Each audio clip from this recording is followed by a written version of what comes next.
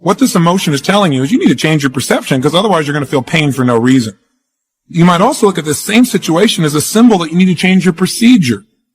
But for some of you, that contract messed you up. You soft now. You ain't as hungry as you was when you was in high school. You ain't as hungry as you was when you was in college.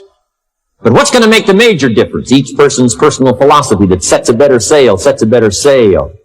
So don't ask for a more favorable wind. That's like wishing something that's not going to occur. Anybody can give up, anybody can let it overwhelm you, but you know what that's doing, wasting your pain. That pain is not there to stop you, it's there to prepare you, to increase you, to develop you. Difficulties are a part of life. Now quit telling yourself you can't take. If you're not weak, you are well able. Eventually the pain will pass. You'll give birth to new strength.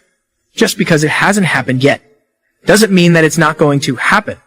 There will always be forces trying to convince us to settle where we are. Life has a way of pushing our dreams down. Procedure means the way you're proceeding with this information. In other words, what this may be is a signal to you that you really aren't communicating your real needs to your husband or to your wife. Maybe what you need to do is change your procedure, and instead of feeling hurt or instead of feeling uncomfortable, turn to your husband or wife and say, honey, I know you're wrapped up in your work. I know you're totally immersed. I know you're trying to do stuff that supports the whole family here. But you know what? I just need, 3 minutes with just you and I, because I really need right now to just feel loved by you. I need to hold you. I need to feel connected to you. Now, if that person starts to get upset, obviously you're getting feedback that your procedure still didn't work. You have to be a little more flexible, a little more creative, and maybe a little bit more loving in the way you do it. Or maybe change the timing in which you go about something. But that's changing procedure, changing the way you communicate. Or another way of changing procedure might be it's a signal that says that the way you're communicating to your husband or wife doesn't make them want to make you feel loved right now. You ain't as hungry as you were your first year. You ain't as hungry as you were your second year. And it can tell it, like, we can see it in your game. You a grown man. Like, I used to watch the game and go like, okay, what's the difference between this team and this team? And it's just like the players. I'm like, no, it's got to be bigger than that. Like, they're all grown, they're all big, they're all tight, they shoot the same way. And I started realizing some dudes come with that beast and other dudes just show up. Now I'm going to ask you a question. This is going to be hard because some of you young and you like still worried about what people think about you, so you don't want to be honest in front of people. I'm going to ask you a serious question. If 120% is like, yo, but coach, I work harder than coach want me to work. And then 100% is I do everything coach tell me to do. I want you to think about what level you want. Are you giving 90, 80, 70? Listen to what I'm saying for a minute. And most of y'all know me. You know me from where? Like, where would you know me from? That your present behavior may be turning them off. For example, let's say you feel rejected by them because when you come in the door, they don't rush up and give you a hug. They're immersed in something. Now, how do you respond to that? Well, what a lot of people do when they feel rejected is they feel uncomfortable with it, or they feel hurt, or some people get angry when they feel rejected. Now, what's the message of anger? The message of anger is you have a standard for your life, something that's important to you, and it's not being met by another person, or maybe even not being met by you. Sometimes we get angry because we're not living our own standards, huh? So let's say as a result, one of your standards is that people who love you, they run up and they greet you in your home. They don't do that today. You feel angry. One of your standards has been violated. Something you believe important is not happening, and now you're angry about it. How do you respond now to your spouse who doesn't even know what's going on? Maybe you give them a dirty look, or maybe you make some snide remark, or you find something wrong with what they're doing. As a result, this person may very well purposely reject you. Now when you're feeling this rejection, or you're feeling this hurt or this anger, and you say, okay. Social media. Where would you know me from? Say it again. Social media. Yeah, I want you to pay attention to what I'm saying. Watch this. I get 120. So I just got up 12 years ago, just started getting online. It was a recession at the time. And I saw what was going on in America. I'm from Detroit. GM, Chrysler, Ford went down. People started going to the casinos, shooting themselves, killing themselves. I was like, I got a gift. I'm just going to get online and kill it. Every Monday I would get up. Thank God it's Monday. Kill it. Nike never sponsored me. Adidas never sponsored me. Under Armour never sponsored me. I get up every Monday and get a world something. Then it got crazy. I start meeting people and people be like, yo, E.T., what up? Thank God it's money. I'm like, ooh, they feeling this. So then I start doing it every day. And then I start realizing cats is really feeling this. And I started doing it 3 times a day. You wake up and get 3 videos from me. You don't pay a dime for it. That's 120. Ain't nobody paying me, but I'm giving it out year after year after year. Boom, commercials. Year after year. Meek like, I want to put you on my album. They can become buried under discouragement, buried under past mistakes. There are dreams buried under divorce, buried under low self-esteem. It's easy to settle for mediocrity even though we have all this potential buried on the inside. What are you remembering? The hurt, the pain, what didn't work out? Turn it around and remember your dream. Have you allowed any dreams to get buried in you. At one time, you believed you could do something great. You believed you could lead the company. In sales, you believed you could break that addiction. Don't ask for better seed and soil. All you got's what's available. Don't curse what you got. The key is to set a better sail and turn what you've got into the miracle of your future. Don't wish it was easier. Wish you were better. Don't wish for less problems. Wish for more skills. That's the reason for coming here, spending a couple of days of intense effort, taking notes, rolling up your sleeves, going to work, commit yourself to learning so that you can get smarter for the days ahead. Now here's number 3. You've got to get going. All of the things that you've learned will not do you that much good if you don't put it into an action plan. You've got to get going. I don't care if it's babysitting. I don't care if it's doing color. I don't care if it's painting. Whatever it is, it's what you do. Sing it. Whatever you do the best, write it down. That's your gift. That's it. You ain't got to go asking a bunch of people. They've been telling you your whole life. You know, you ever had people call you with their problems? They always call you with your problems because you gifted at it. But you didn't know how to identify it. If you identify your gift. Now, let me ask you this question. This thing that you're gifted at, if you did it for somebody, do you think somebody would pay you $10 for your gift? Just $10. Could you babysit for $10? Could you cut somebody's hair for $10? Could you cut their grass for $10? Could you make them a chicken dinner for $10? Could you do something for $10?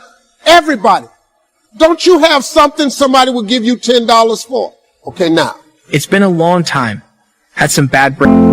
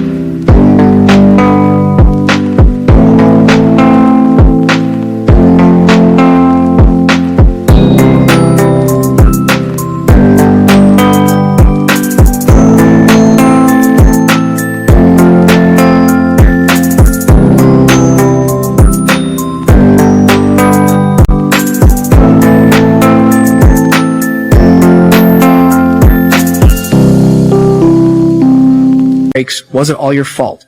You could easily settle where you are. Nobody would fault you. The enemy would love to deceive you into burying your dream, thinking that it's never going to work. Now, don't believe those lies. It's not too late to become all that you were created to be. Every time you remember your dream, you're removing some dirt you're digging. A back out the true mark of a champion is even though some dirt gets thrown on your dream, instead of letting it get buried, you keep shaking it off, you keep moving forward. In my management and leadership seminar, we teach game plans, how to put all the good things that you've learned into action. Economic action, social action, personal action. How to make the changes and how to actually do the work, how to actually function. Get going, that's the key. Some people are ever learning, but they don't put it into action. They don't really take the action. It's like the man who keeps bringing materials to the building site and never builds anything. He keeps bringing in the sand and the gravel and the windows and the doors and the roofing material, and he just stacks up all these supplies, but he never builds anything. See, if you do that long enough, fairly soon they'll come and take you away. You've got to do something with what you've learned. You've got to take action. You've got to get going. So that's one of the most important things to learn, how to design your days, how to design your weeks, how to design the months, so that you take the proper action to get the proper return that you're looking for, whether it's economic or personal. Once you have something that somebody's willing to pay you $10 for, this is how this works. It's called the multiples of 10. See, you don't have to figure out how to be a millionaire. You just got to figure out the thing that makes you $10. So now here we go. You do it and you make $10. Soon as they pay you the 10, go do it 10 more times. Whatever it was. Watch some more kids 10 more times. Get another 10. You got $100. When you get $100, whatever you did to make that $100, listen to me.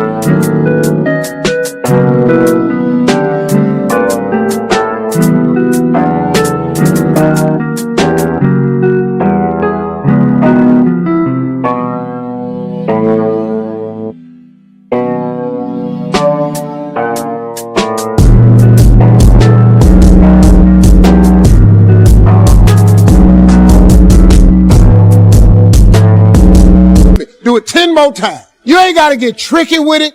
Just do it 10 more times. You'd have made $1,000. Whatever you did to make the $1,000, don't get smart. Stay stupid now. Do it 10 more times. You have now made $10,000. Hold up.